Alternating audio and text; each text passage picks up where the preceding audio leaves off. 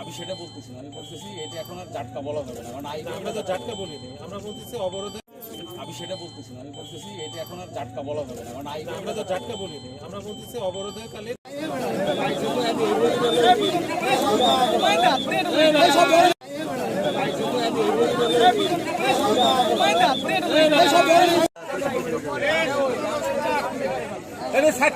side